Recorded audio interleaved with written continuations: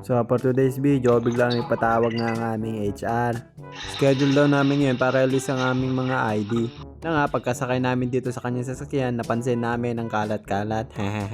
Napansin din niya makalat yung sasakyan niya. Kinalkal pa nga niya yung mga box sa harapan para lang ipakita sa amin yung mga kalat. Anyways, matadaanan pala namin itong unang train intersection. Kaya naman napahinto kami at dadaanin muna namin ang train bago tumuloy sa aming biyahe. Nga pala, dalawang nagagandang dilag ang aming kasama.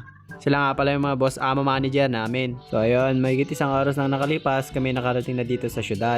Mahirap man banggitin yung pangalan pero pipilitin ko, Nyeragaza. Tama ba ako mga kabayan? Hahaha. Ayan si Buddy, parehas ko nung nagbibideo. Parehas kaming amazed na amazed sa mga building. Di pa rin makapaniwalang nakarating kami dito sa Europe. Gusto sana naming lumabas para mag-picture-picture ngunit umuulan sa labas. Kaya minabuti namin dito na lang sa loob ng sasakyan. Nga pala, gusto ko lang ipalam sa inyo na nakatutuwang kasama itong dalawang dilag na nagagandahan, which is sila yung mga boss amo manager namin. Alam nyo ba na kahit ilang araw pa lang kami nagkikita ay parang tropa lang sila magipag-usap sa amin, hehe. Oops, pasilip sa mga pagmumukha namin. Tuwang-tuwa na naman ang mga manok at nakalabas sa lungga. At yun na nga at nakahanap ng parada. Oras na para bumaba.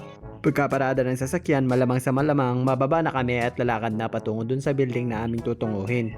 Yun, nagtatakbo si Manok para abulin yung dalawang manok pa, hehehe. O mga patin kayo sa camera, exposure ba? Sa mga oras nga na yan ay pinag-uusapan naming tatlo kung pakakainin ba kami ng dalawang ito. Bigyan din natin ng exposure yung mga pa naming nanginginig habang naglalakad dahil sa lamig.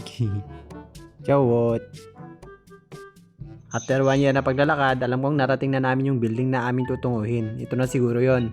Marahil ay may palatandaan itong mga ribbon-ribbon na ito na nakasabit sa kanilang gilid. Merry Christmas! At yun na nga, nakarating na kami dito. Alam nyo ba na bawal mag-cellphone at mag-video sa loob ng establishment? Building na lang para hindi ako mahirapan. Pilipino ko, kaya nag-video pa rin ako. Tapos ng 13 hours namin doon, lumabas na rin kami agad. At yung dalawang kasama namin ay pumasok dito sa building na ito. Akala namin papasok doon kami at manlilibre sila ng pagkain. Yun pala, pagkasilip namin ay puro garments, mga tela pala ang laman. Hahaha. Pagpasensya nyo na kung bilang lang yung tawa ko. Hehehe. So ayun, nagpatuloy na kami sa paglalakad papunta dun sa may sasakyan. Sabi ko sa dalawang kasama ko, mga par, magpicture muna tayo dito. Pero dead man ako kasi nga, para kaming mga bibing nakasunod sa inahin. So ayun, ang ending, nakarating na kami ng sasakyan, wala pa kaming picture. So ayun, napalingon nga si paring Courtney kasi siya yung sinabihan ko na magpicture na kami dito sa ilalim ng mga puno. Habang kami pauwi na, nadaanan niya namin itong Burger King. Kunyari nga, nagpaparinig pa kami dito sa dalawang kasama naming dilag para lang idaan kami doon, pero wala, dead ma lang. Sabi ko sa mga kasama ko, hanggang tingin na lang talaga tayo. Highs.